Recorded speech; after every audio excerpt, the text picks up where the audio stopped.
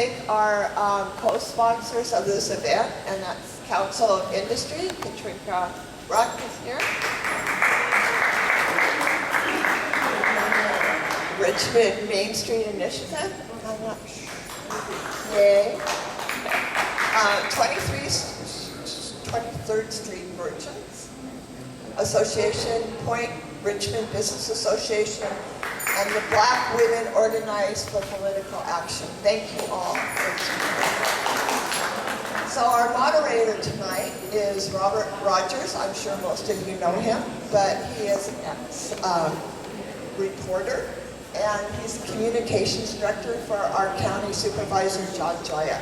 Please welcome Robert.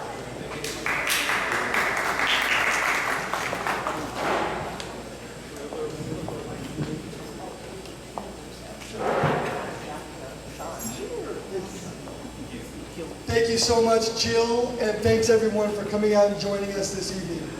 Again, I'm Robert Rogers. I'm happy to be with you, and let's go through a civil and informative conversation with the people who want to be our next mayor in the city of Richmond.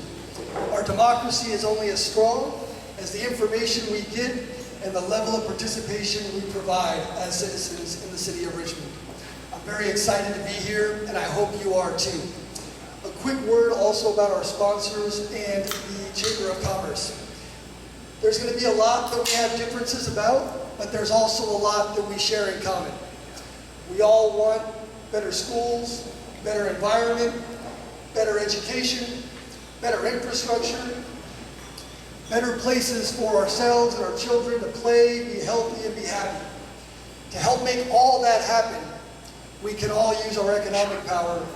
We can all be intentional about our dollars. So please, make a note, shop local. Do it often, do it every chance you get. Support your local business and thus support your community. With that, let's get into what will be a great debate. We're going to do 3 minutes per answer. John Ziesenhene in the back, thank you, John, is going to be our timekeeper. He will give the signal as time begins to expire. We're going to start with asking each candidate to introduce themselves and explain to our audience here and at home why you want to be mayor. Let's begin at the far end of the dais with Councilman Nat Bates. Am I on? Okay, we got it right. Okay, I want to first express my appreciation to this wonderful group for putting this forum together. I feel that I'm sort of at an advantage because I know all of you people.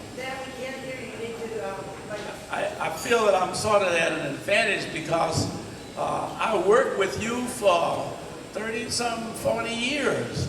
The Richmond Chamber, with Mr. Lee and Katrina with the COI and with the various neighborhood councils, the Black Women of WAPA.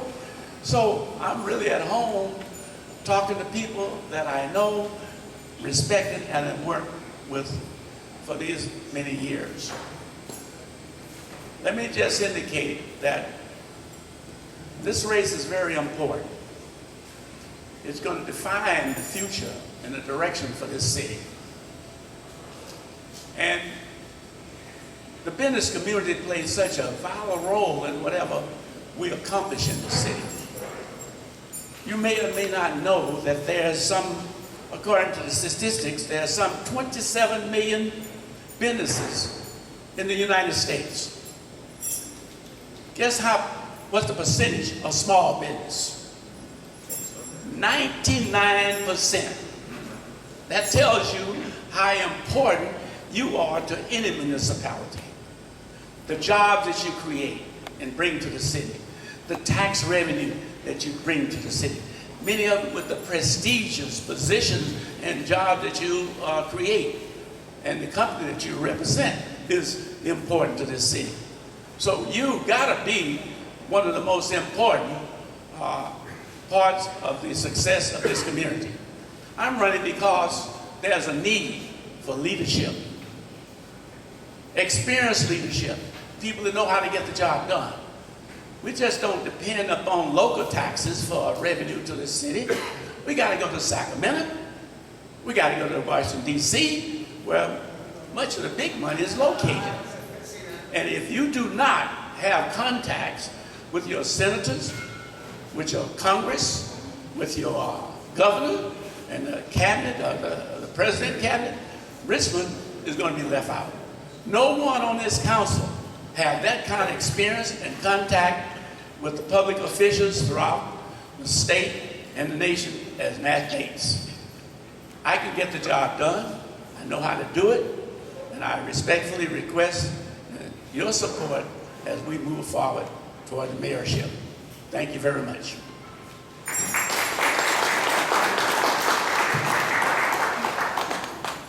Well, good afternoon. I want to thank all the organizers for pulling this together and for everybody for attending. First I just want to say thanks to Nat. Councilmember Bates has provided an enormous amount, years, degree of service to our city. Over 5 decades of service to Richmond. And I think that deserves another round of applause.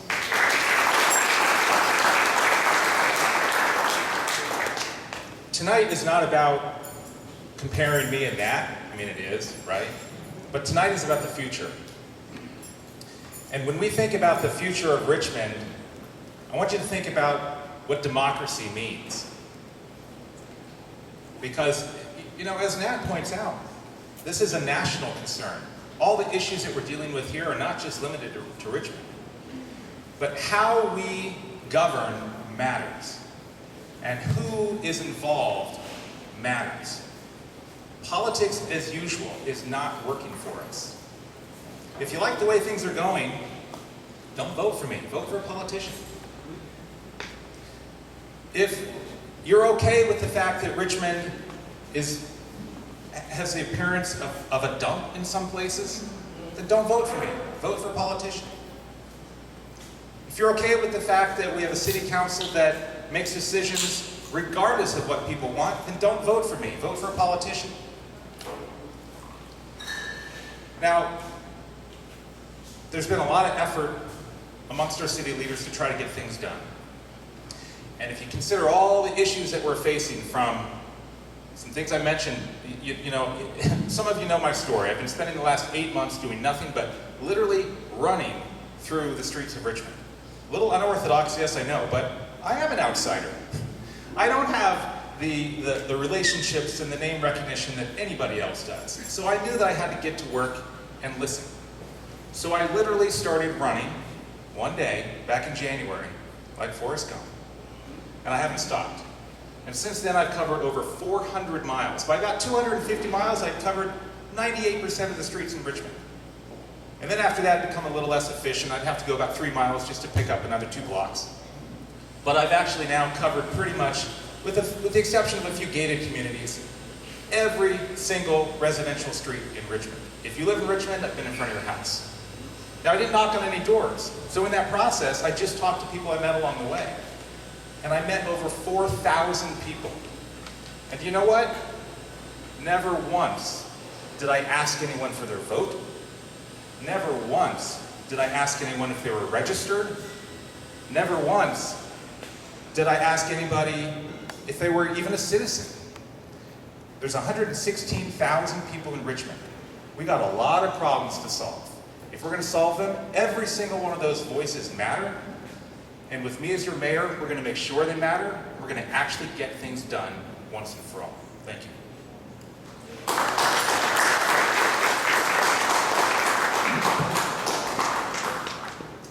Thank you very much, Nat Bates and Shawn Dunning.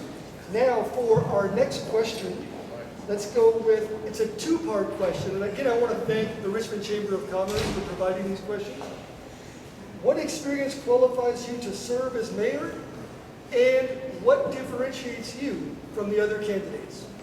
We're going to rotate back and forth on who goes first each time. Shawn Dunning, please. So actually, my answer to that is really the same for both. My experience and what differentiates me is one and the same.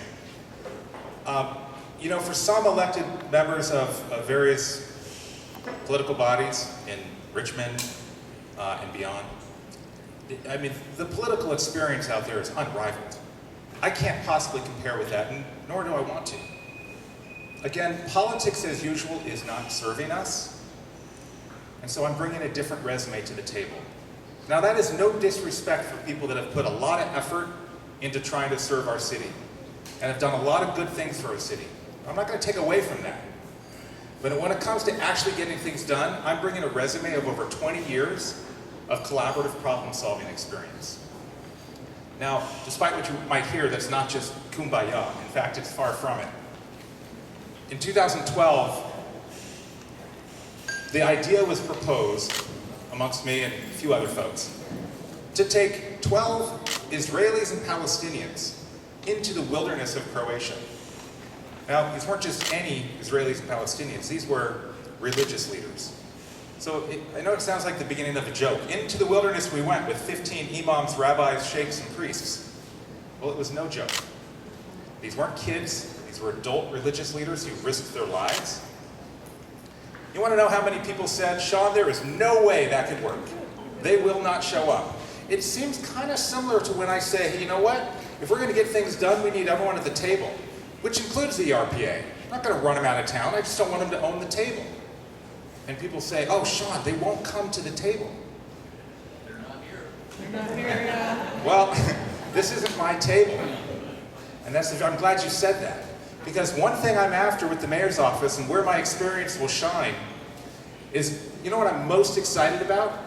Is the convening power of the mayor's office. If you look at any of the major issues facing our city today, any of them, you got to ask yourself, at what point have any of our elected leaders made a genuine effort to invite all stakeholders to the same table? The way politics as usual works is it's a competition to see who can get the most numbers on their side. Now, if all the council members want to do that, that's fine. But my commitment is to hold the mayor's office as a place where all voices are welcome. And, you know, we got to get into the details of how that works, because I know for some of you, you might be thinking, you're shaking your head and think, well, okay, so what? So they're all there. Well, throughout tonight, I'll try to give you some more anecdotes of how that can work. But ultimately, if we're going to solve problems that affect all of us, we need the perspectives of all of us at the table to do it. And I bring the skills and experience that nobody else has to do just that. Thank you.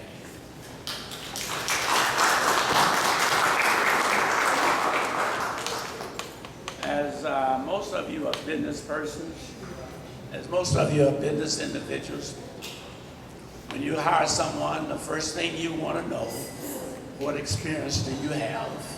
What are your qualifications?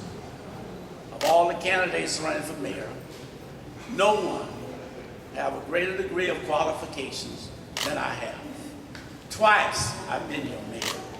I know how the job is done. I know how the job should be done and how to get things done. That's the difference between my candidacy and others. Experience. NFL just opened this past week. Take a look at the teams that stood out. Mahomes with Kansas City. Brady with Tampa Bay. What do they have in common? Knowledge, experience. Be able to come up to that line and look and see a defense and change it on the spot to be successful. You need individuals that have been in the game, know how the game is played, and can work to get success for your city. As simple as that. Football and sports is equated to politics. You got to know your council members. It's important that you become a statesperson and not a politician. A statesperson is one who can work both sides of the fence. A good example is that we were able to secure a contract for the police department simply by working with one of the RPA members, Mr. Willis. That would never have occurred had not we worked with Mr. Willis. When he made the vote to support it, The other 3 that was opposed had no alternative but embarrassed themselves by us coming out and voting 4-3, so they had the vote 7-0. Those are things behind the doors that you don't understand. And if you've never been there, you will never understand. You got to be part of the system to understand the political arena, how you can work with individuals on what. And the important thing is the very person that I have a conflict with today about an issue, tomorrow or next week, I have to go to that person and ask for a vote on another issue. Or they have to come and ask for a vote on their issue. You cannot personalize the political arena if you want to be successful. You got to work with all members of the council, and particularly this staff. No one has that experience or knowledge to do it that's running for mayor better than Nat Bates. Thank you, guys.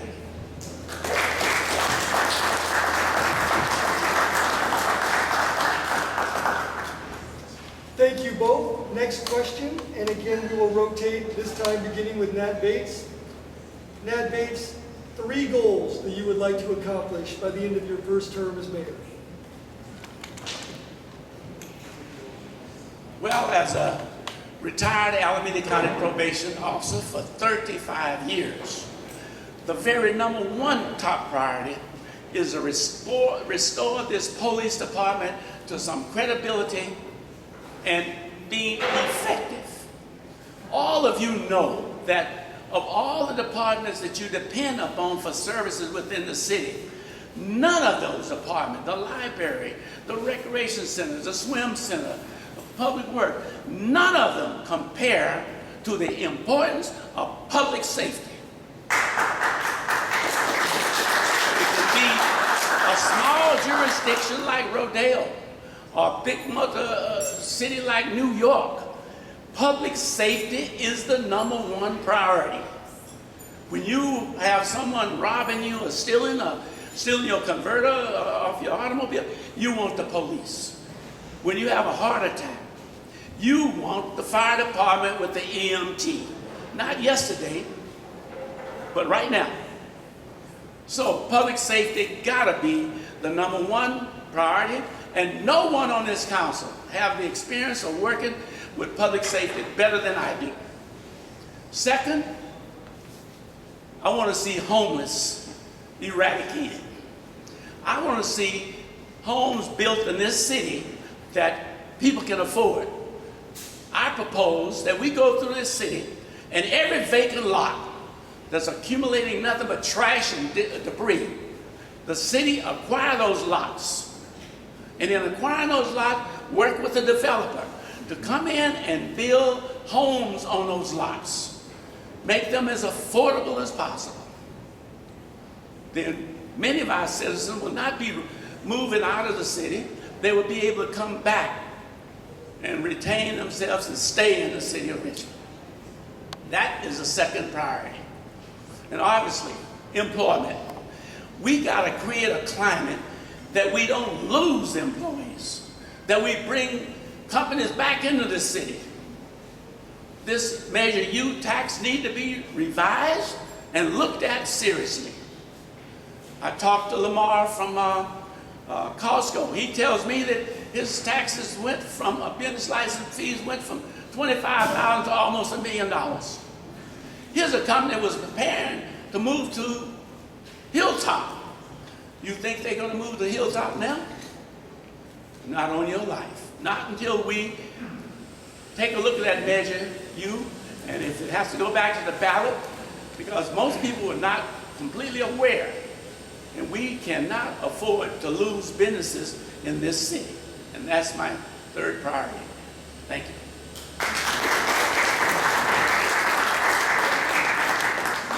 So public safety is certainly the most, if not one of the most important issues in our city today. There's a lot of them, actually.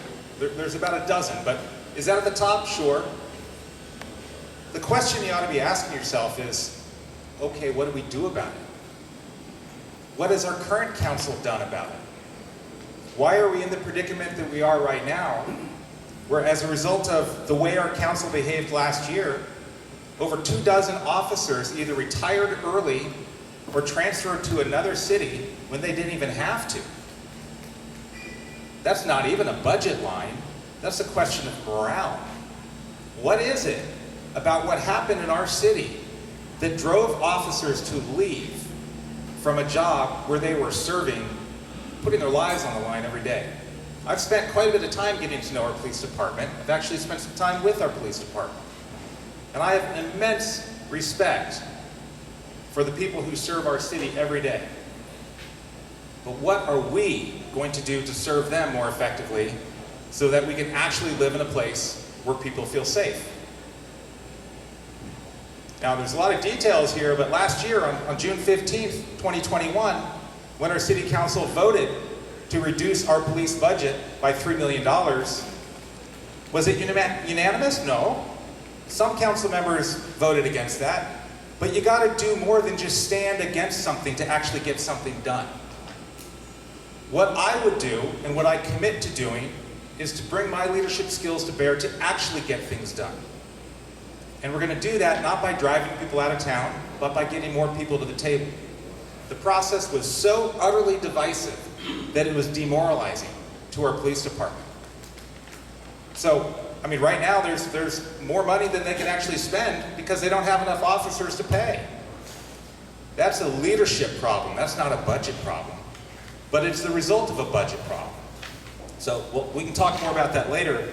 But I would say the #1 issue in Richmond, my #1 priority, would be bringing effective leadership to the city. And that's why I'm running for mayor. I'm going to hold that mayor's office in a way that we actually get things done. I'm going to run the meetings in a way that all voices matter. If you don't agree with me, good. I want you there. I have to say I'm a little disappointed that all the candidates aren't here tonight. For a democracy to work, we need all voices present. And people need to be informed on who they're actually voting for. So public safety, yes. Leadership, yes. We need to do a lot to clean up Richmond. We need to do a lot to support homelessness and many, many, many other things that we'll talk about. But none of it can get done if we don't have effective leadership. Thank you.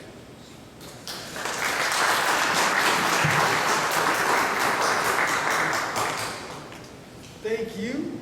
Next question. What are the biggest fiscal challenges facing our city of Richmond? And what are the ways that you envision to address them? Let's begin with you, Shawn. So fiscal responsibility is one of those big challenges. And you don't have to look far in the budget to see that we have a pension obligation that we're not coming close to forecasting for. Before we know it, we're going to be, I don't want to just do scare tactics, but if we don't think ahead here, we're going to go bankrupt. And we're going to be taken over by the state. And we're going to lose all control to actually make decisions in our own community here. So budgeting shouldn't be rocket science, right? I mean, the process involves the city manager, the mayor, proposing a budget, the city council ultimately has to vote on it. But when the process is so politicized that just whoever has the most numbers on city council dictates what's going to happen, and when those goals that are supported in the budget are ideologically driven and not connected to the reality of how things actually work on the ground, we're doomed. Sorry. I know I should be optimistic. But again, the answer is not just to stand and say why somebody is wrong, but to invite people in to be part of the process to come up with the solutions. Running the city is expensive. People talk a lot about the police budget. Yeah, it is probably the #1 priority right now. And it ought to be. If you can't live in a place where people feel welcomed, both by appearance as well as physical safety, if we don't have a welcoming environment, everything else is connected to that. People want grocery stores. Well, what grocery store is going to open up in this environment? People want a hospital. Well, what hospital is going to open up in this environment? There's a lot of things that people want, but how are we going to get there? At the end of the day, we've got a lot of things that we need to take care of that all cost money. And this is all connected to economic vitality, which has to do with how we budget things and how we actually manage the day-to-day. But ultimately, there's two sides to the budget. There's how we're spending, but there's also the revenue piece. So if $206 million of our general fund budget right now, do you realize that about a half of that comes in from taxes of some form or another?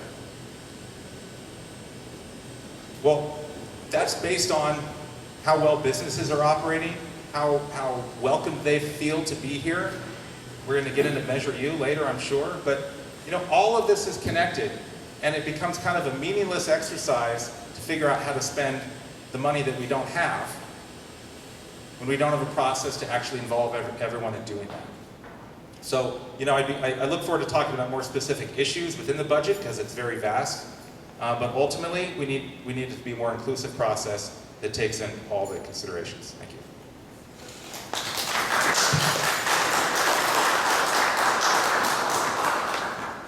For years and years, all the way back to the time that Councilmember John Season and I were on the council, trying to deal with the pension fund, we get one or two, maybe three, but never the majority to begin to recognize the importance of setting aside a portion of your revenues to cover the pension fund. So what has happened? It has escalated and escalated out of proportion.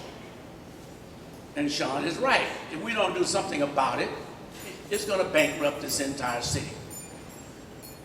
The problem is that council members think they know more than anyone else frequently.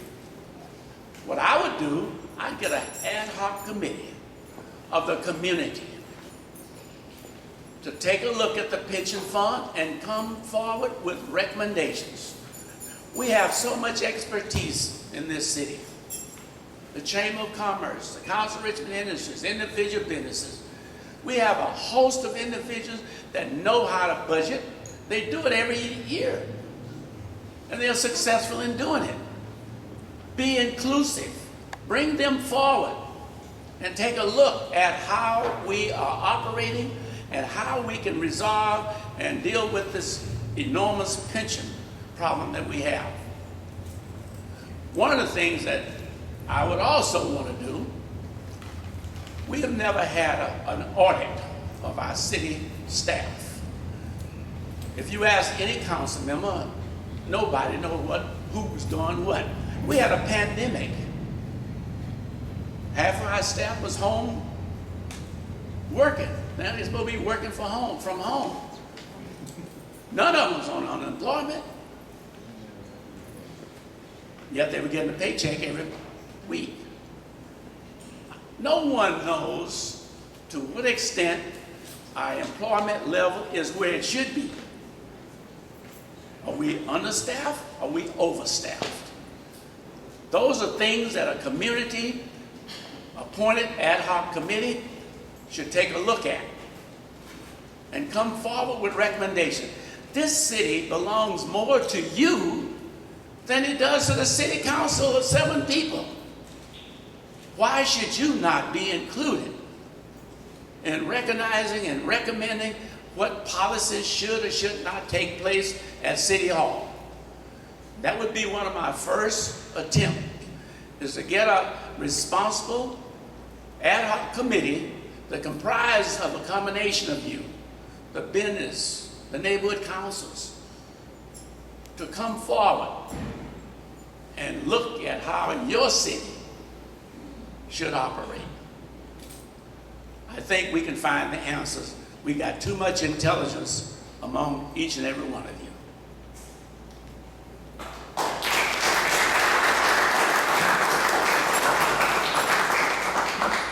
Thank you. A multi-part question centered on Measure U. What is your priority for bringing in new businesses into our community, given the tax rates associated with Measure U? And what is your position on Measure U? Let's begin with Nat Bates. Well, if you look at the record, I didn't support Measure U in the first place. It was spearheaded by SEIU 1021 and the RPA Council. You need to understand that RPA and the SEIU are in bed together. At one point, they had an office together. So wherever the SEIU is located, you're going to have the RPA echoing and taking the leadership. The same thing with the rent control. What I think need to be done is another look at that Measure U, because it was proposed without intelligence by the community, and just assumed. And I think what happened is that RPA is very slick in terms of pitting one against the other. They pit the community against business. They pit the landlords against the tenants. Those are galvanizing points where people see it's going to cost me less money, or I don't want to pay more money. But unfortunately, it passed. We need to revisit that. As I indicated, Costco was thinking about going to Hilltop. Now, that idea is gone. I talked to a couple of business people in the audience just this afternoon. They're going to leave Richmond. The Hilltop Auto Group is ready to leave Richmond. We've got too many businesses that are leaving this city, and we cannot afford that. So one, we need to revisit that. Either if we have to put it back on the ballot, so be it. But hopefully we can negotiate. Now I understand there may be a lawsuit, which I would welcome, and I'd be the first one to testify in support of the business community. That is unfair. You just cannot come in and arbitrarily say you're going to pay 1,000 more percent or 7,000 more percent for your business license than you paid before. That, in my opinion, is unconstitutional. And I think in a law, and I've been in probation for 35 years, I'm not an attorney, but I think legally that is a strong, challenging point. And I hope the business community recognizes that if we can't compromise and come back with a fair, equitable business license increase, then we ought to take it to court. And I'll be the first one to stand with the business community and voice opposition to that Measure U. Thank you.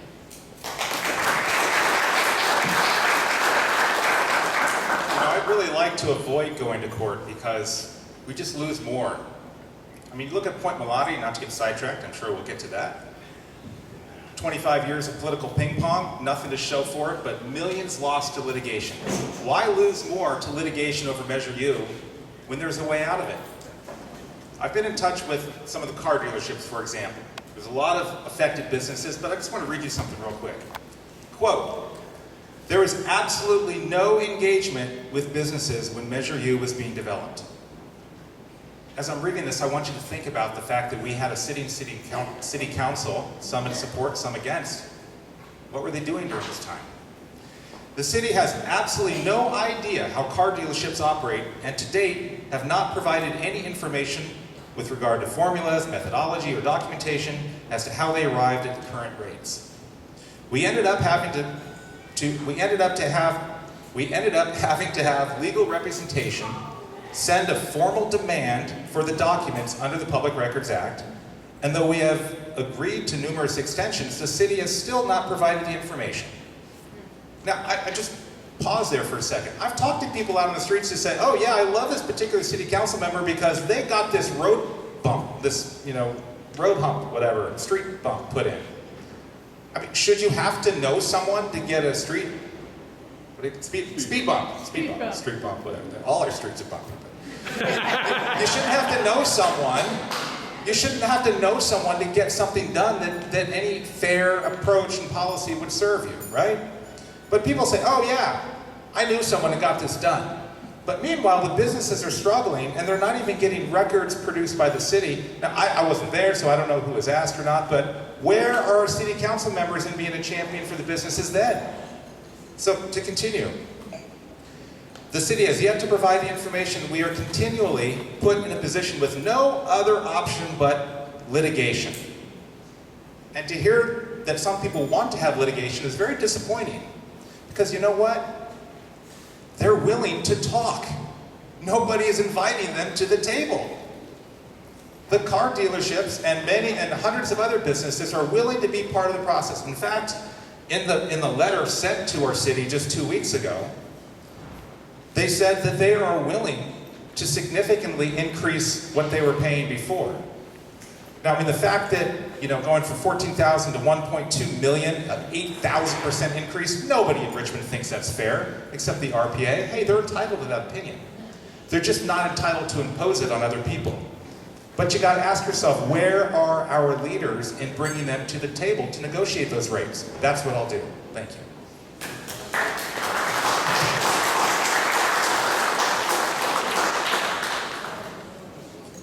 Thank you. The next question comes from the audience, and it's a good one. Thank you. We will start with Shawn Dunning. What are your plans for Prologis Hilltop Mall, and will you allow a distribution center? Well, I'm just going to replace I with we, because my plans, the only thing I can own and what I will own is providing leadership that will actually get things done. Prologis, who was the last owner of Hilltop that held it for a little while and flipped it? Who's got the name? John, what's the name? They had some show, nobody remembered. Yeah, well, but they made like, I don't know, $100 million, something crazy off of it. Do we want Hilltop Mall to just be real estate that's held for a while and flipped, or do we want to actually build it and get something done? Well, guess what? Whatever gets proposed has to ultimately be approved by our city council. So guess what? This all comes back to leadership. It comes back to how well we engage people to be part of the solution. So it doesn't really matter what I think. It matters what we think. Now there's a remarkable story. Hilltop was once a tank farm for Chevron, right? And then we built a glorious mall, which was fantastic for a few decades. And now it's a clean slate. So Prologis is the rightful legal owner of it, but they can't do anything unless we agree to it. So think about who we are. Unless and until there's a process that genuinely includes all voices, Hilltop stands to run the same story as Point Bellotti and be vacant and flip-flop for another 25 years. So frankly, I don't know what the ultimate solution is. Will I allow a distribution center? I don't know. I will have 1 of 7 votes on the city council. So if this is a competition to see who has the most votes, that's a non-starter for me right there. What I will support is something that is genuinely consensus-based as much as possible. Are we going to satisfy everybody? No. But I think we can get a heck of a lot farther than just playing a game of who's winning the ideological debate. So I will make sure that public input is actually genuine. And if you're not showing up and you've got an opposing opinion, I'm going to be knocking on your door to ask you to come, because we need that there too. Thank you.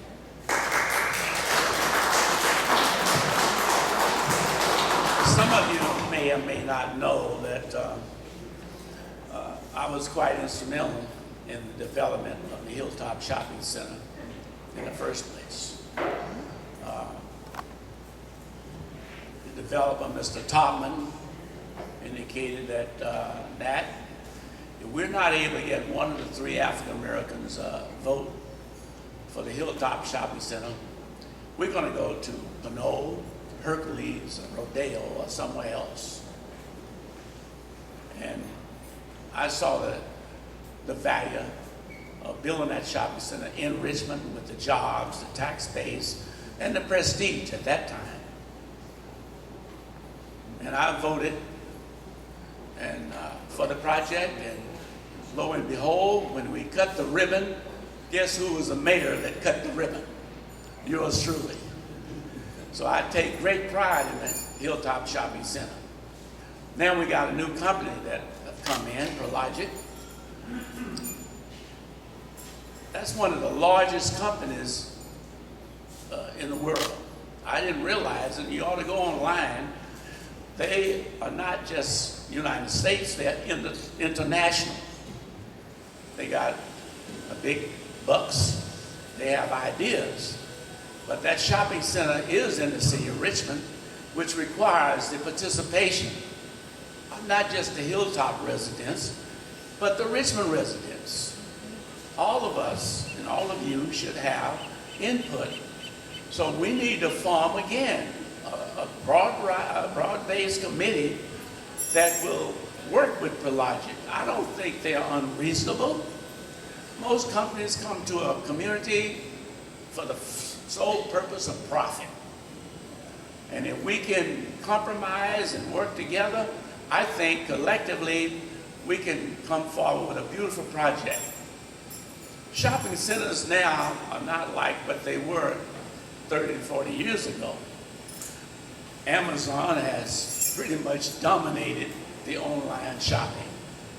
So it's not going to be like it was 40 years ago when we constructed. They're talking about additional housing that will support the area, restaurants, hopefully a shopping, a grocery store, and others that the community deserve and demand. So it's a collective effort of all of us to work with Prologic to maximize the opportunity for that shopping center to be developed. And that would be my position. Thank you, sir.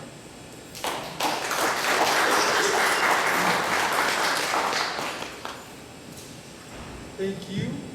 From your perspective, what is the appropriate relationship between city government and our local school district? And what role, if any, can the mayor's office play in improving public education in the city of Richmond? Nat Bates? Well, it's obviously that I have an age advantage over many of you. At one time, the city of Richmond and the school board was almost the same. We worked collectively with the school board, then we went to the West Country Custer County Unified School Board, and that encompassed other cities in the immediate area. Each body has its own elected representative. San Pablo have their elected representative. El Cerrito the same.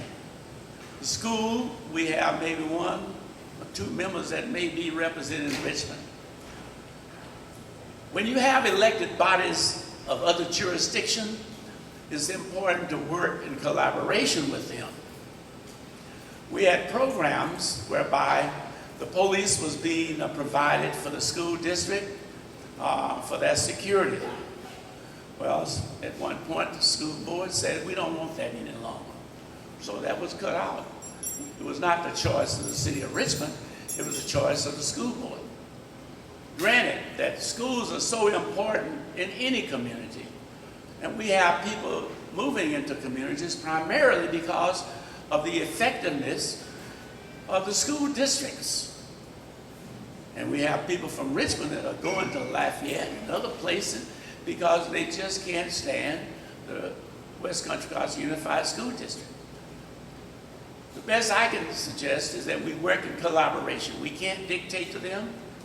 We have programs of mutual respect that we can work with, and we do that.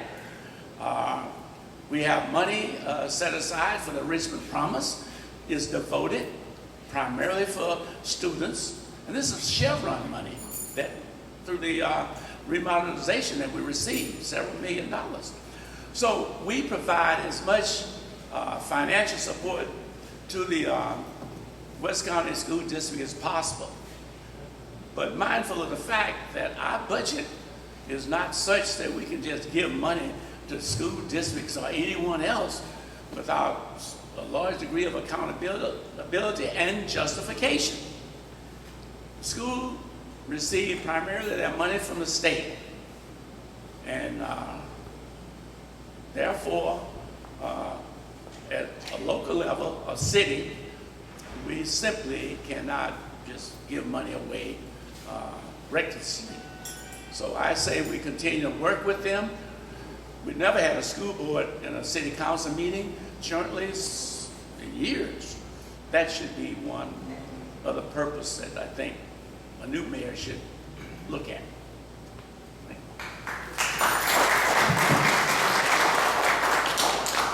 Education is a perfect topic for regional cooperation. And it's true that our city doesn't have any direct authority over the West Contra Costa County School District, right? So sometimes the conversation ends there. Oh, well, you know, you can't control it. And yet, think about all the opportunities for partnership. Think about what's on everybody's mind, safety. Do all our children going to our schools feel safe on the way to and from school? Do they feel safe in the school? Does everyone feel welcomed? Do they feel like they belong? Are there things that we as a city can be doing to nurture that support more? So safety goes hand in hand with a lot of policies, you know, more police, other you know, non-law enforcement related initiatives and ways to provide for people's needs that mitigate crime and other things.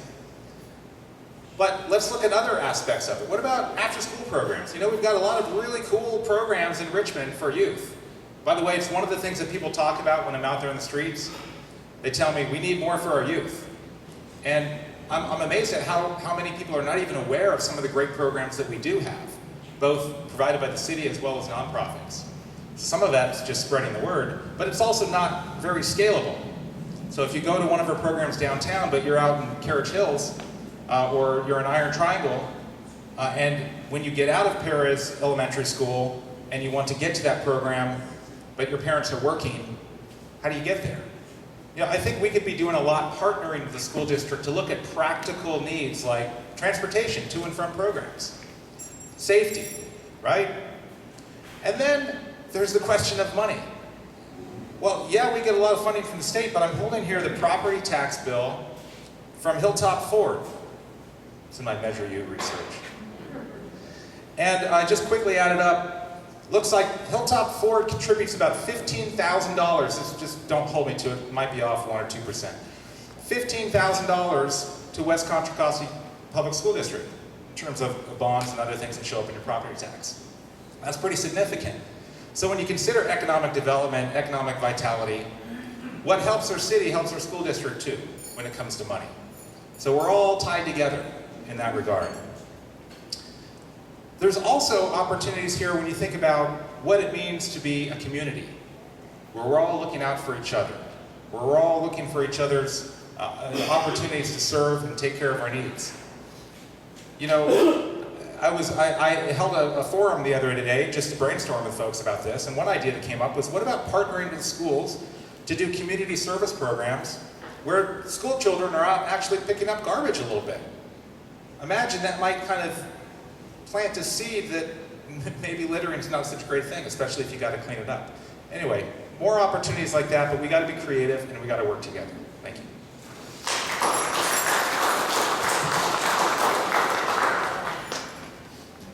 Thank you.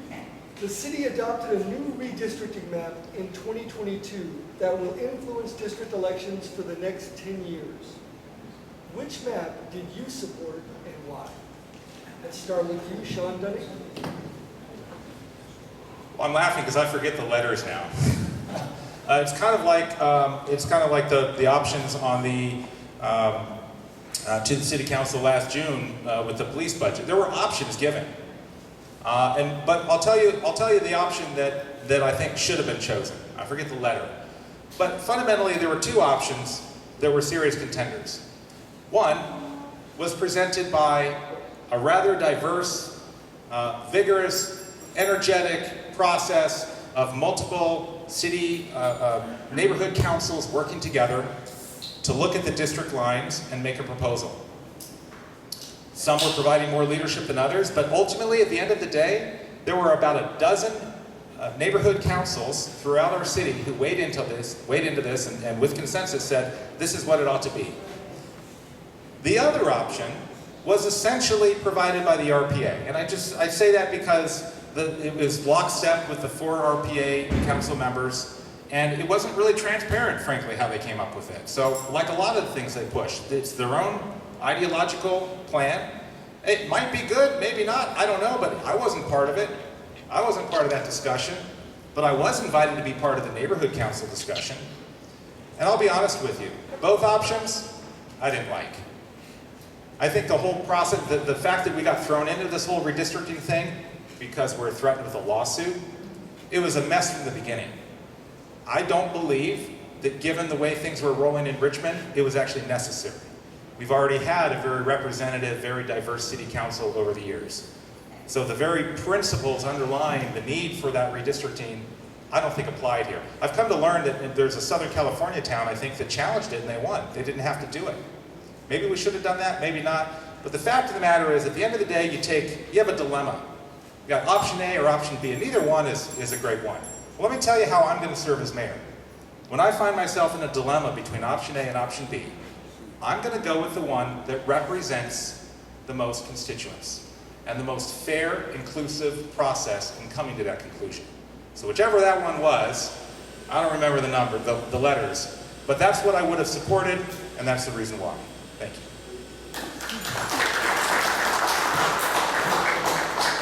This again demonstrates a little bit of inexperience and a little bit of unawareness of what's going on.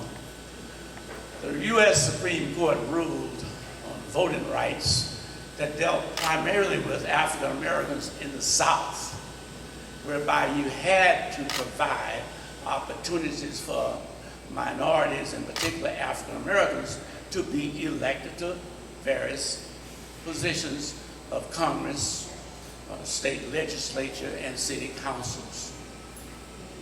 What occurred was that Mr. Rafferty from Walnut Creek used that same message and that same voting rights measure into Richmond, also the West Country Council Unified School District, and thereby created havoc in our city.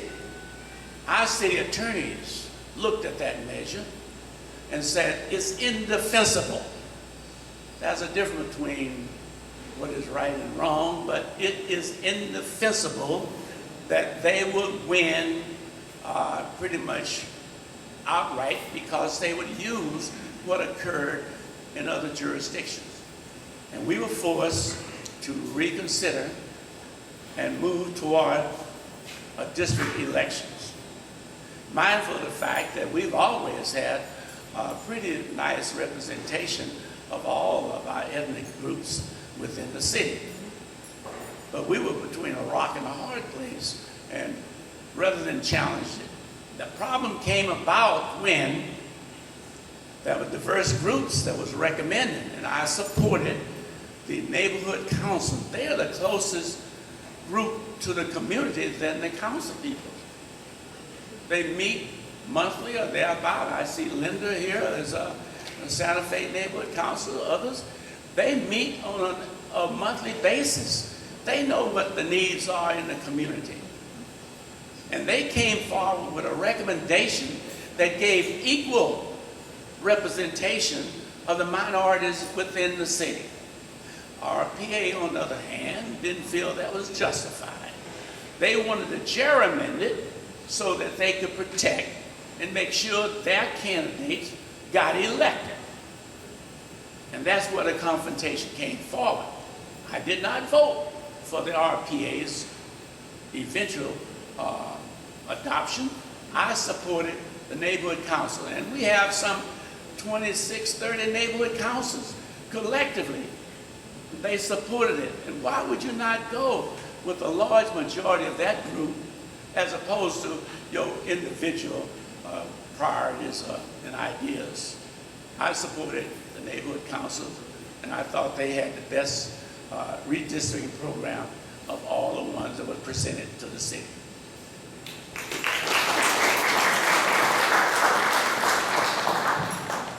Thank you both.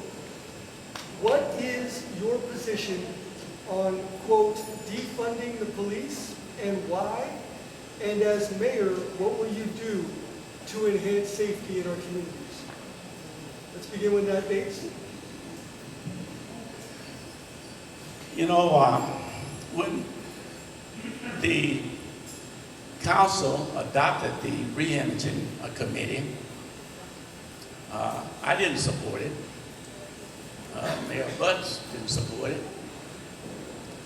because I think we both saw down the road where it was going to lead to. Each council member had 3 representations to appoint Naturally, with the full majority RPA, it was loaded. We have people on that reimaging committee that are criminals, have records, have been arrested by the police department, and really anti-police. So as a result, that committee came forward with the defunding of the police. It was a preconceived notion. That was their objective. And as a result, this city is suffering desperately. They took $3 million out of the police budget. They put in crisis workers. We don't even know who a crisis worker is. They put in additional members in ONS. They spread it around for working with kids and their programs. It was an embarrassment. As a result, the police department has been defunded tremendously. Latest report, the city has 145 budgeted positions. Currently, number of positions, 97. Under the Obama administration, Attorney General Lynch came out and said Richmond had one of the finest community policing programs in the nation, and that all cities should emulate what Richmond was doing. That's when we had 197 staff members. Now we're down to 97. That's almost 100 less employees. Number one, again, I keep reiterating. My professor told me, you tell them once, and you tell them again, and then you tell them what you just got to tell them. Public safety is by far my most important project. I will go and work with the council to get fully funded for every position that we've lost. And the chief indicated that she feels that 165 staff members would be good enough for her to rebuild this police department and make them effective. So I stand by the chief. And I tell you, last point, if we don't do something drastically and importantly, immediately, we're going to lose a chief. There's too many departments out there in the city would love to have a beautiful, intelligent police chief like Chief Branch.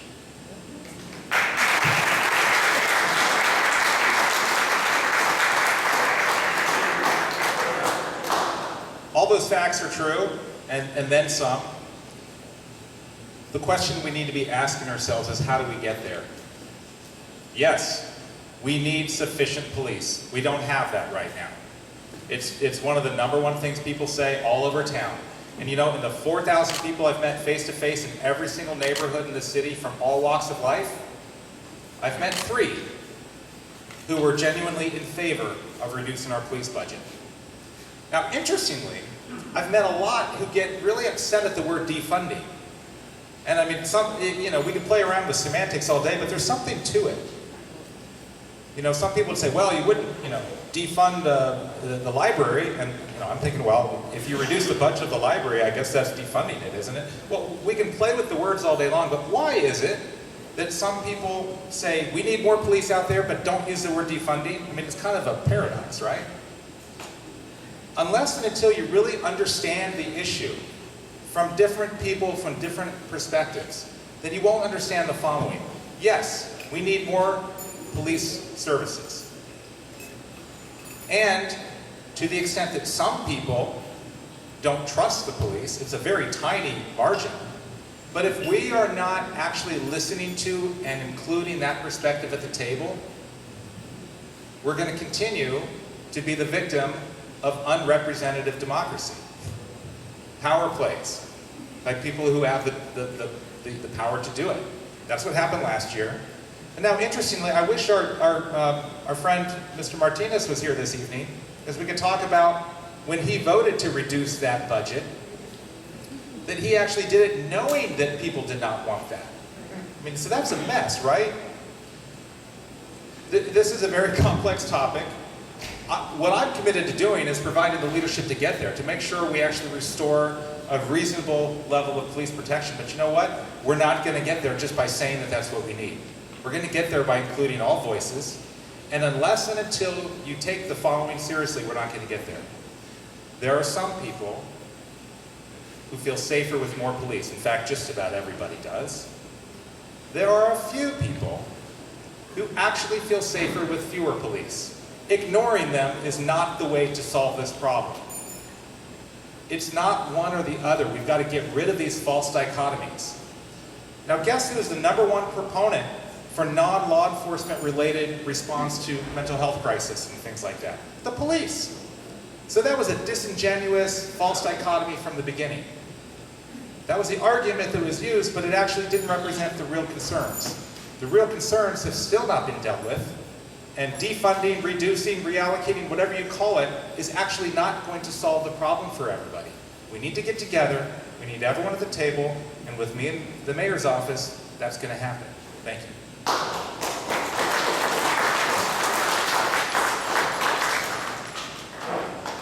Thank you.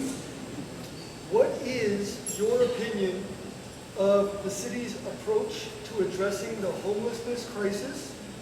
And what, as mayor, will you do differently? Shawn Dunning? The city's approach to addressing the homeless crisis is kind of like anything else these days. You get ideological factions doing what they want to do without talking to anyone else. I've participated in a number of task force meetings, various gatherings and groups, and I was in one where someone suggested, hey, maybe we should talk to that other group that's also working on homelessness. And Councilmember McLaughlin, who is the liaison to this one particular task force, she said, oh no, I don't think that's necessary. If we're not going to work together, we're never going to get this done. Now, the issue of homelessness is extraordinarily complex. We're not going to solve it in Richmond alone, but if you saw the recent statistics, you know that homelessness in Richmond has doubled just in the last couple of years. And we have, of all of the 3,000 homeless individuals in Contra Costa County, we have the largest percentage in one city. Why is that? It's because we're providing such great services? Actually, the overwhelming majority of unhoused individuals are from the place where they are unhoused. This is Richmond. This is our community. What are we doing to actually take care of people? I believe it's a crime against humanity that there are people living on our streets. These are people from Richmond. Now, is there, we can say tough love all you want, but at the end of the day, the solutions are complex, and I've cited this before, I'll cite it again. I've been in touch with them. I'm thinking about going out and spending a day in San Antonio, Texas, and coming back to report on it, because we don't have to reinvent the wheel. There's a great model out there. It's called Haven for Hope. And in San Antonio, they built this campus that provides all the complexity to match the complexity of the problems. It's short-term, immediate emergency. You can show up with a needle in your arm and a dog in a backpack, and you've got a place to stay that night. You don't get that here. It's long-term transitional. Rather than just putting you in an apartment for a year and hope that that's going to solve the problem, they're going to stay with you to make sure that, what is it you need? Is it mental health support? Is it drug support? Is it counseling? Is it just healthy food? Is it community? All the different agencies that provide those things are all housed in the same place too. There's literally and figuratively wrap around. We can bat this topic around for another 10 years here and accomplish nothing, or we can provide some leadership to challenge our, no offense, but to your boss, to our regional leadership to actually bring people together and do this once and for all. We got to get it done. We can't just keep making feel-good decisions or kicking the can or kicking the RVs from one place to another. We need to think big, and that's going to require partnerships with business, with nonprofits, and everyday people like you. And I look forward to being a champion for that process. Thank you.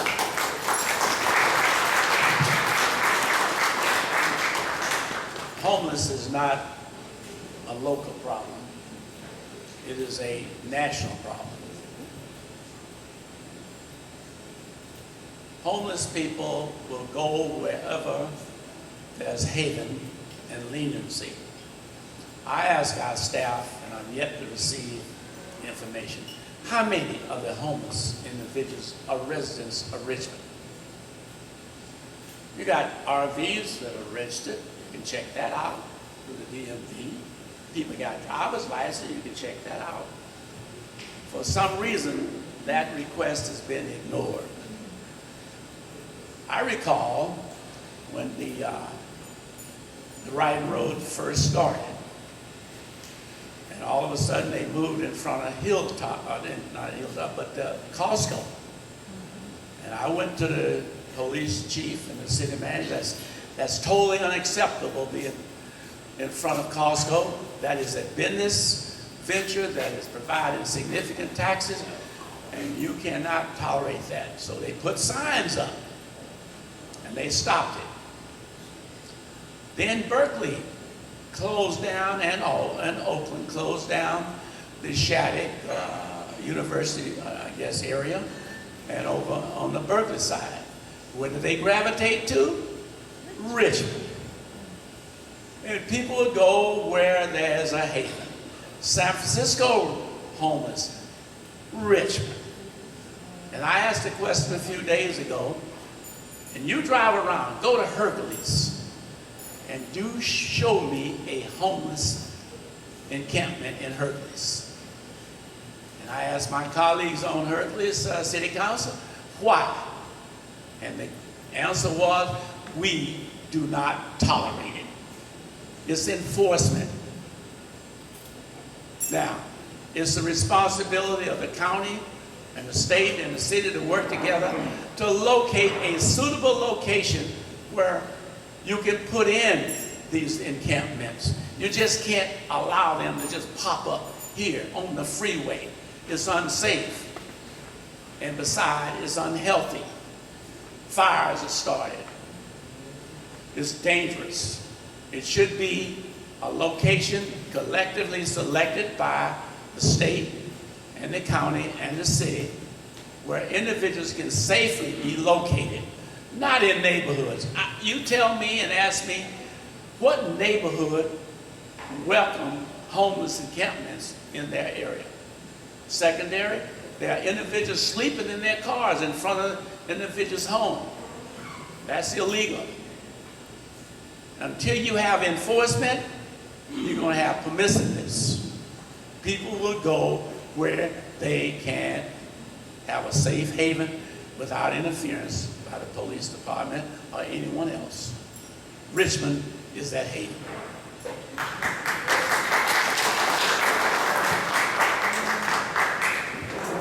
Thank you, Nat Bates and Shawn Dunning. I also want to mention we have a big and great and engaged crowd at this lovely venue. Again, thanks so much for being here. And we are taking questions from the crowd. And I'm going to read one now, and I'm going to read it verbatim, respectfully. It is a two-part question, and we're going to be starting with you, Nat Bates. And it is, how will you address food justice issues? Not necessarily among the unhoused, but among the working class as well. And B, what will you do to attract food retail businesses to Richmond as a strategy to ease food insecurity? Well, let me put it this way. That's a good question. It requires a lot of thinking process that goes along with it.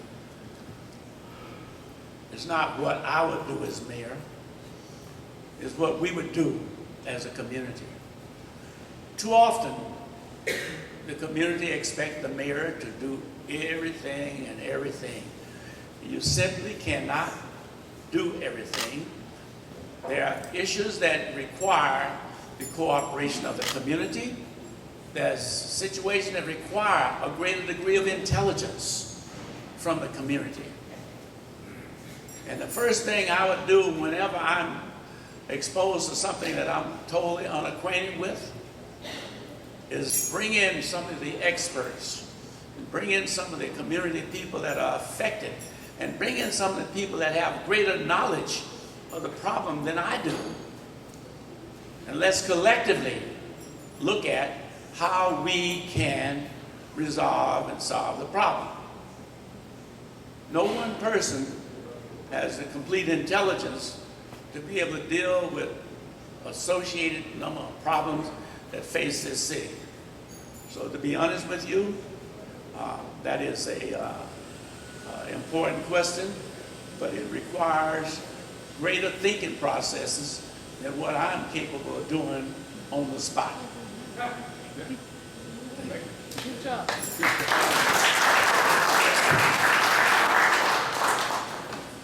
Food insecurity is an indicator of something else, right? It's one of our basic human needs.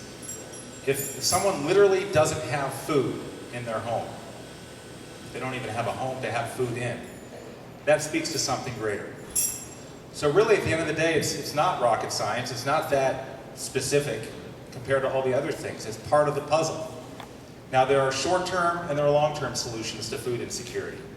Short-term, you can't go a couple days without food. We need to be feeding people immediately who need that food. And you know what? There are programs out there. There's a rescue mission on McDonald. There's GRIP at 22nd. There are distributions that happen, on Fridays and Wednesdays at different places throughout the city. Part of the challenge is, are we spreading the word well enough to people who need that support to get it? There are some people in the room here who actually work on this, and they could probably tell you about that. I've spent a lot of time in some of the homeless encampments around town. I've spent hours at Ryden, hours at Castro, and on my runs, I've encountered folks under bridges and in very discreetly in backyards, or little nooks where they don't want to be disturbed. And oftentimes they have plenty of food. People are giving them food, they're getting it from different places. So it might be a bit of a non sequitur to say that that's the problem. Now, communication. If somebody truly is hungry, do they know of the resources, right? So that would be probably something we could do in the short term to make sure anyone who truly needs it gets it. And I think it's a good distinction to make between people who are unhoused and blatantly hungry, or people who have a roof over their heads, but they can't pay the bills. Maybe they're doing everything they can just to pay the rent, and it comes down to paying the rent or pay food, and they pay the rent. Now, I don't know about you, but if I were in that situation, I might feel a little embarrassed asking for help. So, what does it take to make sure we understand who has that need and who gets it? Now, with our school district, there's been a lot of progress here in the state and locally. Now, where my daughters go to school, everybody gets free. The taxpayers pay for it, but everybody gets breakfast, lunch, and snacks, right? I tried to pay for it, and they're like, no, everybody in the school just gets it. Okay, so that's good. That's a good thing. But what about, beyond that? You've got folks that aren't just, in elementary or middle school, they're not getting that support. So there are services out there. I think we need to be communicated more. Long term, this is tied to economic vitality. This is tied to just good old-fashioned, what do we need to do to get more jobs in Richmond? What do we need to do to uplift Richmond so that we're actually meeting the potential that we're capable of? We have so much potential here, and we've barely scratched the surface. Thank you.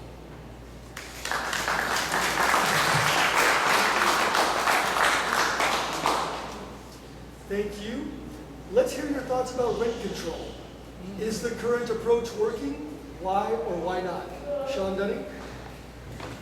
Again, as I go through Richmond, I meet people from all walks of life who are experiencing the laws around rent control and just cause for eviction from both sides.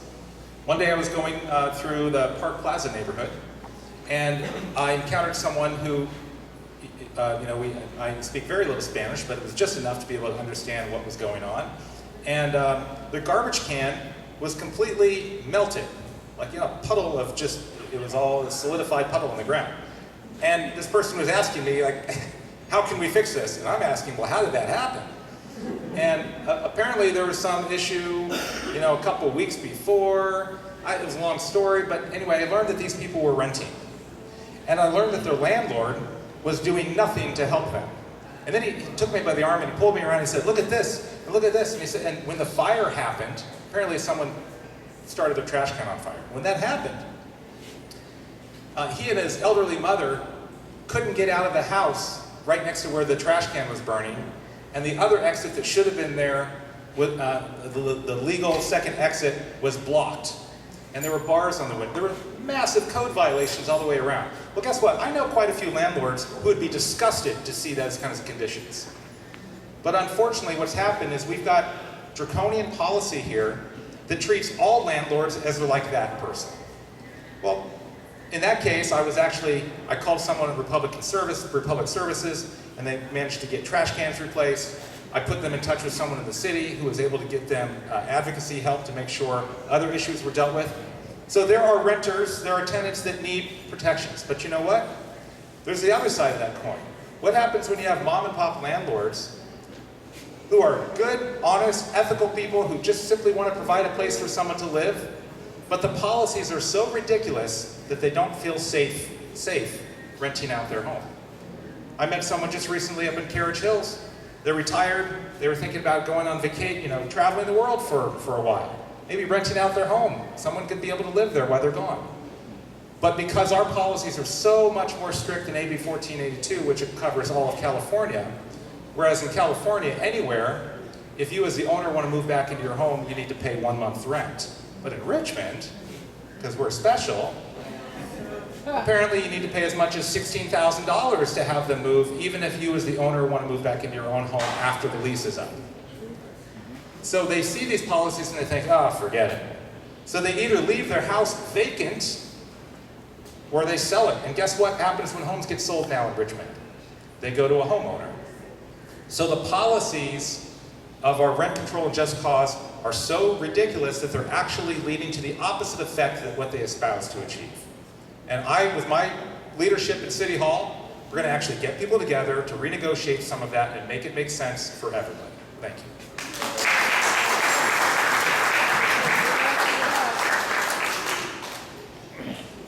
Rent control was primarily voted in by renters. And I can understand that during the pandemic, other problems that rent control should have been established to avoid landlords from raising the rent outrageous. But I look at it from a different perspective. The failure of the rent control throughout California and the United States is that Congress didn't do the one thing that they should have done. And that was to freeze the mortgages on homeowners, especially those who were not getting rent. You realize that within the last 2 or 3 years this pandemic has been with us, there are renters who have not paid rent for 2 and 3 years because of the rent control restrictions. Yet, the mom and pop owners have had to go and hit their reserves and other savings to pay the mortgage companies. Congress should have held the mortgage companies as responsible for the pandemic as they did the mom and pop landlords. And now we're in a situation where, say, $2,000 a month, that's $24,000 a year. That's $48,000 if my math is correct for 2 years. Some people haven't paid. And all of a sudden, they got to move. Do you think they're going to come up with $24,000, $48,000 back rent? No way. They'll move out in the middle of the night when this rent control maybe is resolved.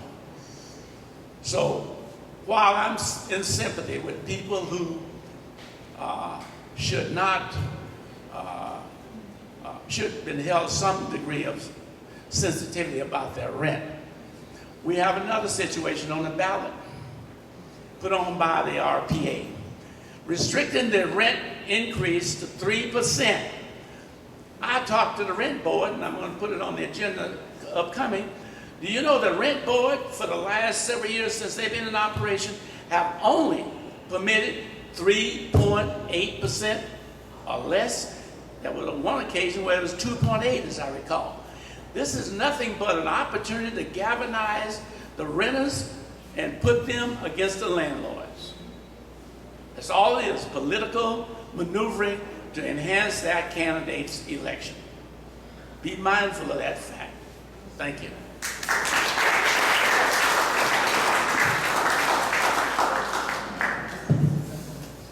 Thank you.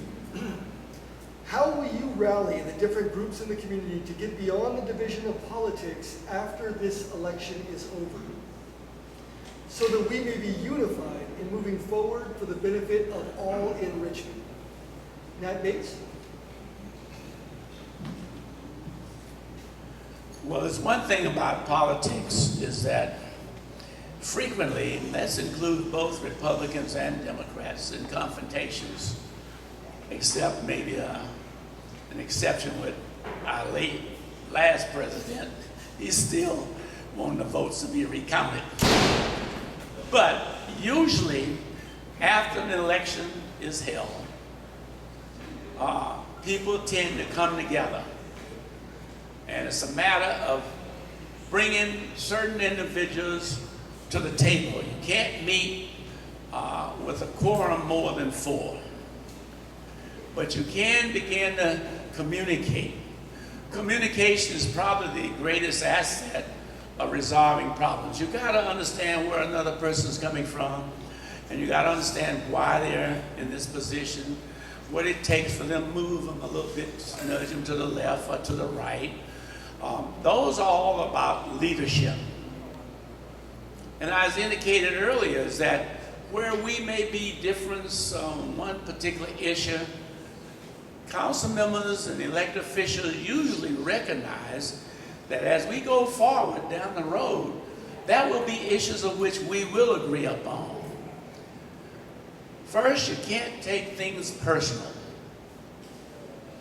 You can't get angry, and you should never embarrass one of your colleagues in a council meeting. All you're doing is alienating that person. Quietly behind the scenes, if you don't like something they have to say, then you can tell them what you don't like. But never do it in public. Be respectful of the office of which you are sitting in. Communicate with your council members. Not just on issues that you are concerned about, but issues that they are concerned about. That's called experience. When you've been there, if you've never been an elected official, you have very little idea what goes on behind the scenes. Karki is here. John Ziesenin is here. These individuals know what is going on and how to relate with each other. If you've never been an elected official, you can talk the talk, but you don't walk the walk. It's a simple fact. And when you're there, you can understand and relate to all your council members. Now, I know there are some that I never want to talk to Karki again in my life. But eventually, they'll come around and we'll communicate and we'll resolve it. And we don't make it personal. That's the most important thing.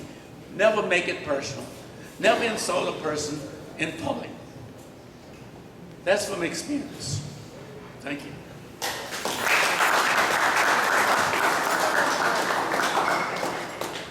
I know I'm not the first person to say that if you keep doing the things the way you've always done it, you're going to keep getting things the way you always got it.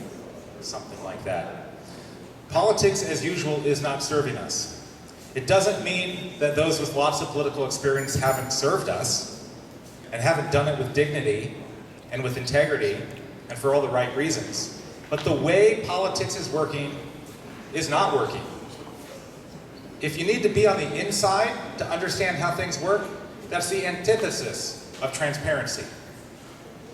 We need transparency. We need involvement. We need inclusion. We need your voice to actually matter, not just because you call into City Hall and rant and rave about which side of an issue you're on and then see that your voice is completely dismissed and irrelevant because the city council members were just going to do whatever they're going to do regardless of what you said. Your voice doesn't matter there.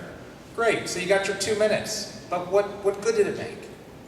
Imagine if you were involved early in a process when the issue was on the horizon, and you were part of a process at the neighborhood level of not just weighing in on whether you like the proposal or not, but actually bringing your intelligence to the table and contributing to a solution. We need more of that. We're not divided because of politics, but politics is taking advantage of our divisions. And in Richmond, we are one of the most diverse cities in the entire country. That's something to be proud of in my book. I love the fact that I'm raising my daughters in a place where we don't all look and think the same. But you know what? I also want them to see that when we find ourselves dealing with serious problems, that's not the time to get together with your group, but to invite the other group to be part of the solution. We are all in this together. That's not just fluff. At the end of the day, if you want to solve something, you can get maybe so far from one perspective, but if you want to get all the way, you need all the people involved in that. We're not divided because of politics, but politics is taking advantage of our divisions. That is a leader's job, to bring people together. So what am I going to do? One of the first orders of action for me, because by the way, as mayor, you just have 1/7 of the city council votes, not a lot of authority, but you do have convening power. And what I look forward to is convening the first of its kind meeting of all leaders in Richmond. And when I mean leader, I mean leaders of households. Everybody who cares, everybody with influence, everybody with a stake, which basically means everybody. Because the kind of leadership I'm talking about is not about me telling people what to do, but it's about bringing people together and co-creating a way forward that I know we can. Because for the last 25 years of my career, that's exactly what I've been doing in the most divisive contexts you can imagine. This is not theory, this is practice, but I'm bringing a different resume to the table. Thank you.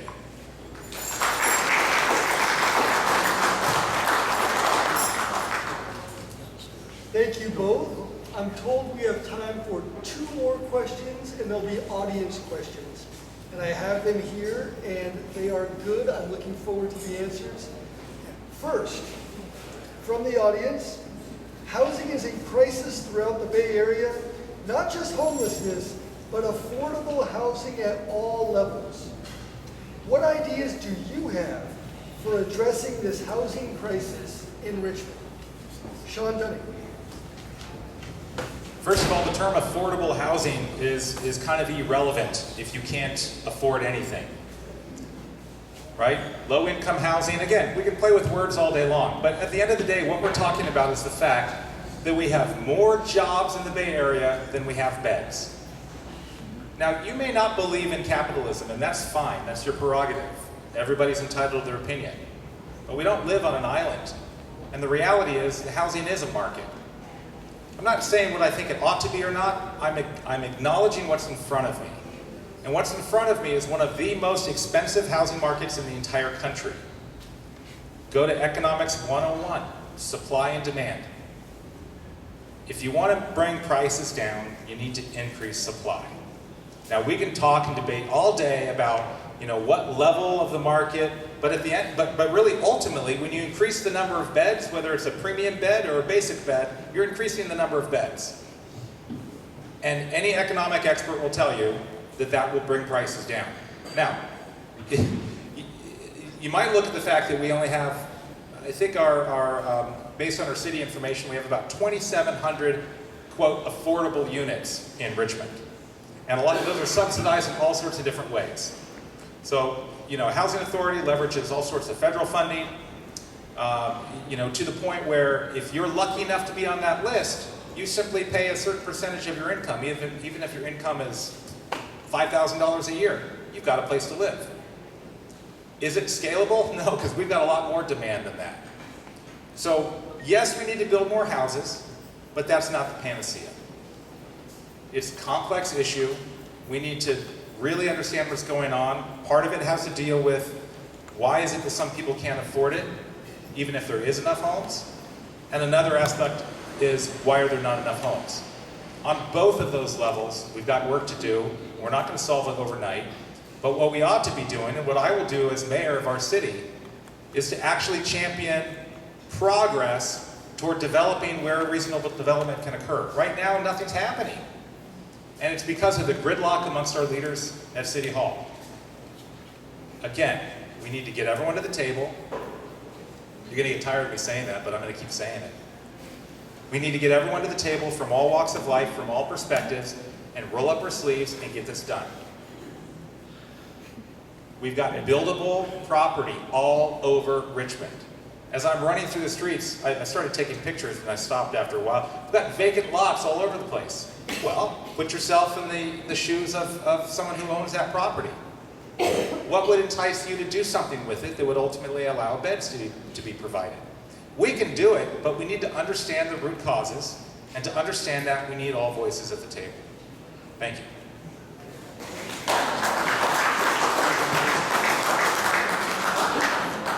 We are tremendously blessed that we live in this community. Take a look out how beautiful it is out there overlooking San Francisco. It's true, supply and demand dictates to a large extent the price of homes. And many of you, I bet you that if you bought your home 10 years ago for $300,000, it's worth $600,000 today. If you bought it for $5, it's worth $1 million. That's economics. The only way that you can provide housing, in my opinion, for low income is through Section 8, working with the federal government. That's what we've done. We renovated Hacienda. We have several other units. We're getting ready to do something with Mayor Flores' project. Hopefully, that will be at least low or moderate income. But I'll tell you, the supply and demand is only going to get more expensive. And the only way, again, is through the federal government. So, it's a dilemma that we're going to have to face with. I have friends that live in Parchester. When we developed Parchester, those homes about 30,000. And now they're running 500,000. Individuals, parents are passing along. The kids are liquidating the property. No one seems to want, a few seem to want to refinance, but they all want that little piece of the change that their mother and their father left. It goes on the market. And you put a house on the market now for $500,000, guess what? Someone will offer you $550. You put it on for $750, they'll offer you $800. Supply and demand. And God's not making any more land. So what land we do have, we have to maximize it. And I'm sorry we don't have time to talk about Point Melody, because that is a huge discussion that all of us should be listening to. So we simply do not have the ability to build low income housing unless it is through the federal government and Section 8, of which we have diligently been trying to do as long as I've been on the council with John Z, Corky, and others. It's just almost impossible for low-income housing in this Bay Area.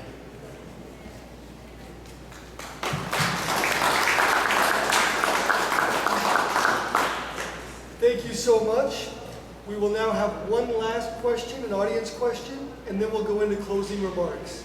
Thanks again, everyone, for your attention. This has been a wide-ranging discussion that's gone quite quickly and quite well. Thank you. And I think we do have time to talk about Point Melody, if those would be so inclined.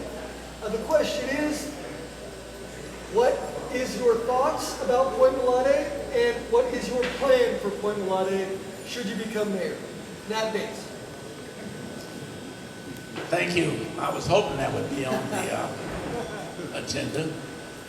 It's interesting that there's only a few of us, Councilmember Bouzet, maybe John Z., but especially Don Gosney, who know the facts about Point Melody. It goes back to the time when Congressman Ron Dellums, who was pretty hawkish about the military, became chairman of the Armed Forces Committee. And Ron was, he was out to reduce the Pentagon budget. And he became chairman of that committee. And his colleague says, okay, Mr. Dellums, we're going to reduce the budget for the Pentagon and the war. And they proceeded to dismantle Point Melody, Mathis Air Force Base in Sacramento, Hamilton Air Force, Oakland Army Base, Alameda Navy Air Station, a little bit of Moffett Field, Oak Knoll, where all and a number of the people of color were working. There was thousands of people laid off as a result of the base closure. We got Point Melody for $1 with the condition that we would provide, number one, economic development. Number two, job creation. Number three, our tax base for the cities. Every one of us municipalities who accepted those properties was committed to do that. As it turns out, we first went for a casino, of which we wound up putting it on the ballot and it lost 51% to 49%. As a result of heavy money coming in from Reno, Tahoe, Las Vegas, we were just outnumbered. Then we went to a development of housing where a SunCare was brought forward. 2,000 upscale housing, a restaurant, perhaps a hotel, all economic development. And think of all the jobs that was going to be created. And all of a sudden, the RPA goes and jumps in bed with the Sierra Club and a few others, and they begin to file litigation. Everything we tried to do, bango, it was opposition. And with the council majority supporting those activities, it was difficult for us to move. The court was in an array where they didn't know what to do.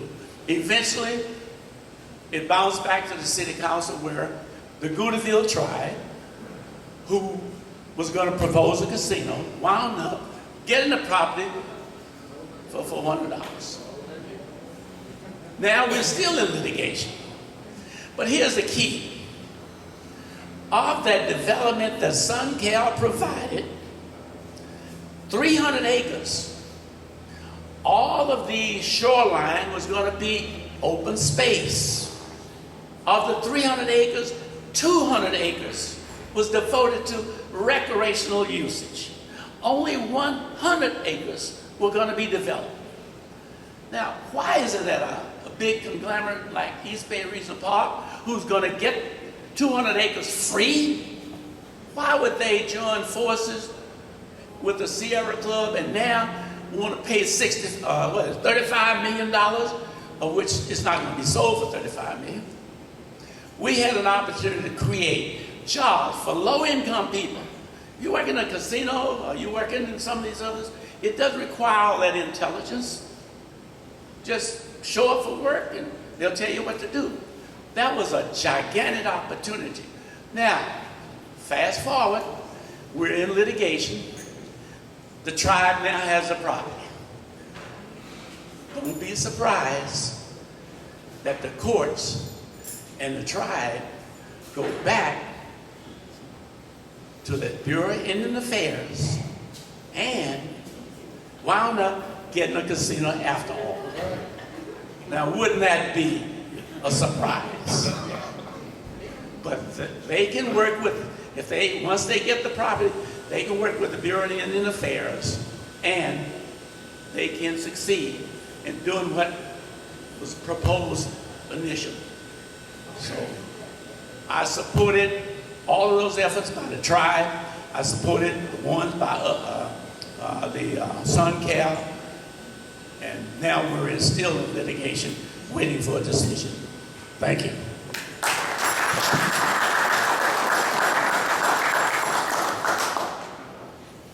25 years of political ping pong.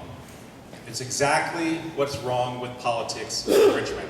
It's the perfect illustration of all the issues around town. It's the perfect illustration of why politics as usual is not working. Politics as usual is a process of seeing how many people you can get on your side to overcome the other side.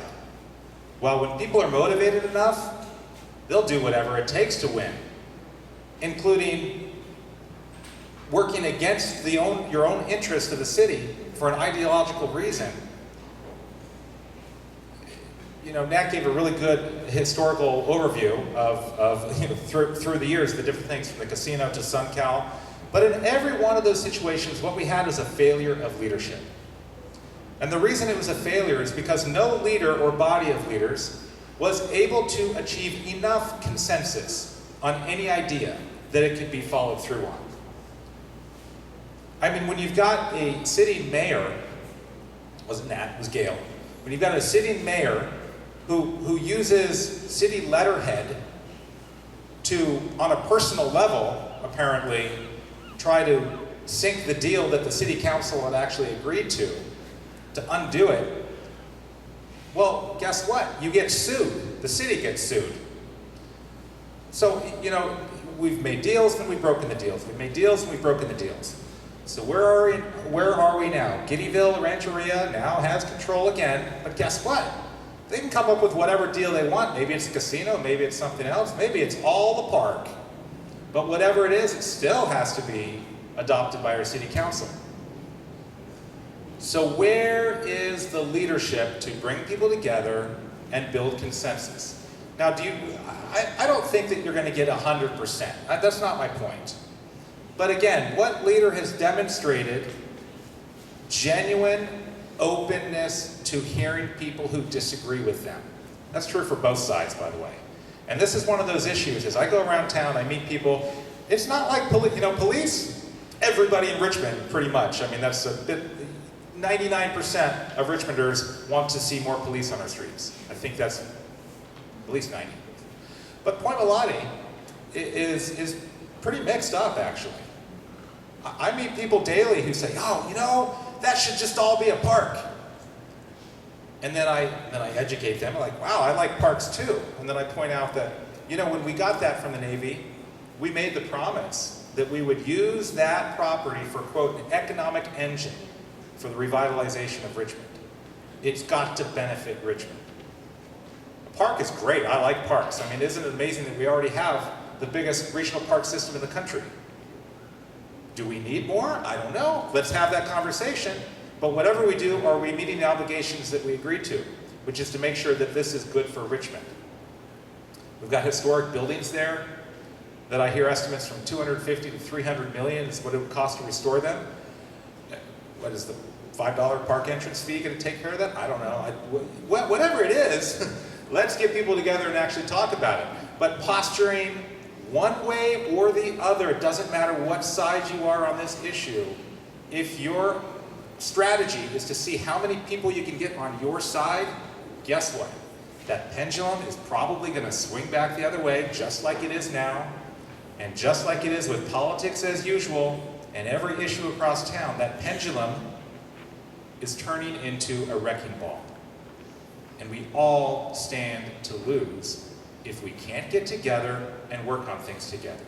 At the end of the day, the values are not that far off, right? I mean, I find a lot of just uneducated people, they're just not even aware of that. I've talked to people who want it all to be a park, and then I explain that, I'm like, oh, really? Oh, I didn't know that. But they were getting, you know, seduced into this image of it being a bird watching haven. Hey, I like birds, that's great too. And I don't mean to be, you know, dismissive of those who want it to all be a park, but we got to face the reality in front of us. We've got 116,000 people in this city. And I can tell you something you already know, which is not everyone's needs are being met. The number one job of a city government is to take care of people in their city. Thank you.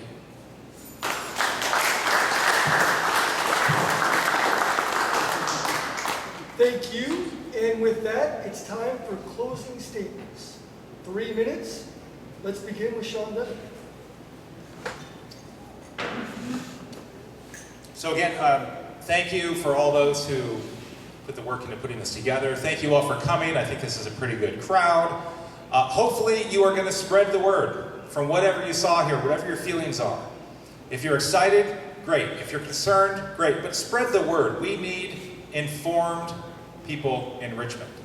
Let's not allow it to get to the point to October, mid-October, when the ballots come out, or if you old school, want to go into the voting booth on November 8th.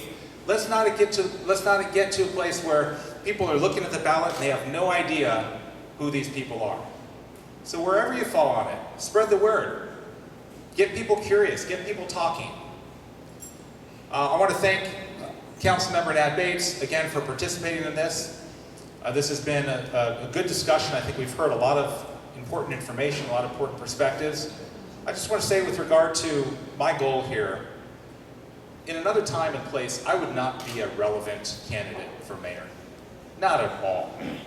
If politics was working, why would you vote for me? The entire reason I'm running for mayor is because I care about this city, and I want to see us reach our potential. Lots of people have had the opportunity to do all they can to get us there. A lot of progress has been made. But it's time to start doing things a little differently. It's time to slow down that pendulum and actually get everybody into the same room. It's possible. I know it's possible because that's what I've been doing for the last 25 years of my life. If you want to know more about that, follow up with me. Sit down and have coffee. I'll tell you stories. This is not just an idea. It's not just an experiment.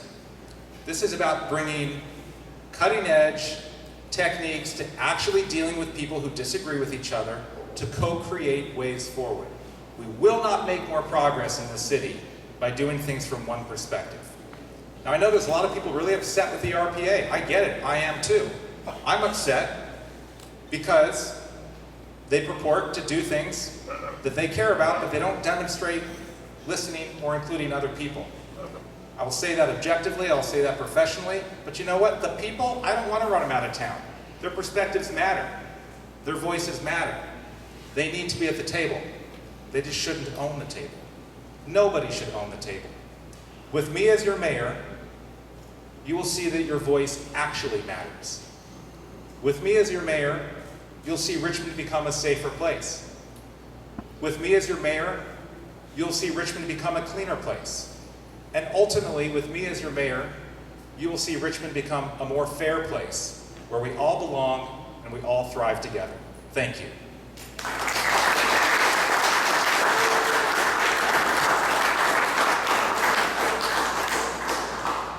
I would also like to express my appreciation to the Chamber, COI, the neighborhood councils, the WAPA.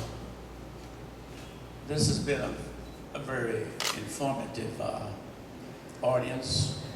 I see among you tremendous intelligence and people who've been around this community a long time that know what politics is all about.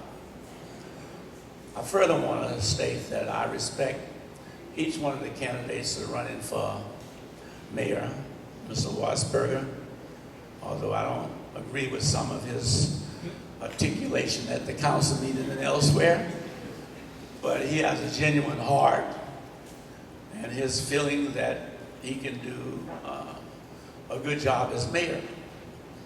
Even Eduardo, which we've traveled to Japan and China together, I find him to be a very nice gentleman.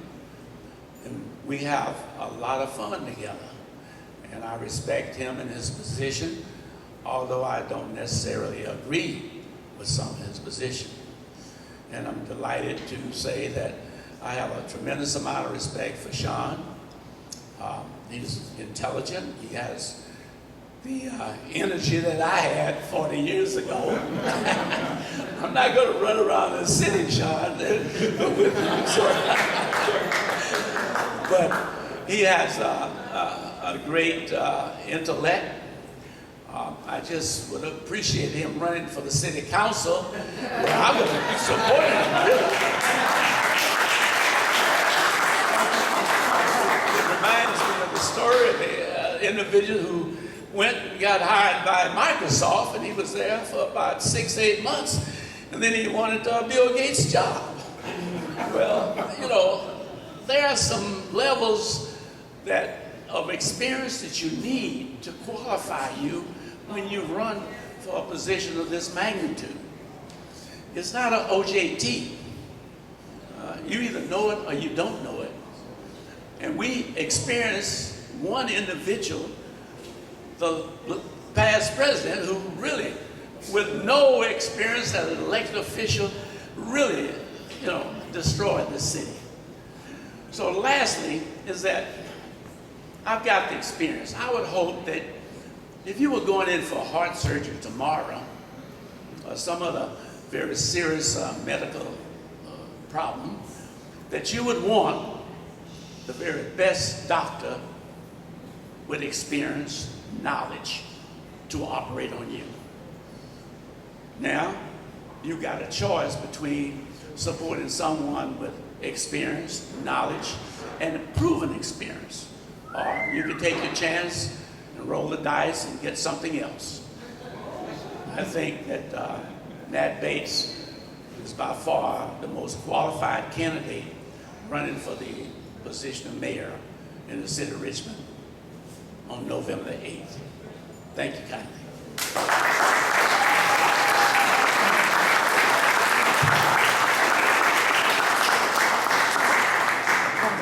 Thank you so much, Nat Bates. Thank you, Shawn Dunning, for an intelligent and civil discussion to decide who will be the next mayor of Richmond.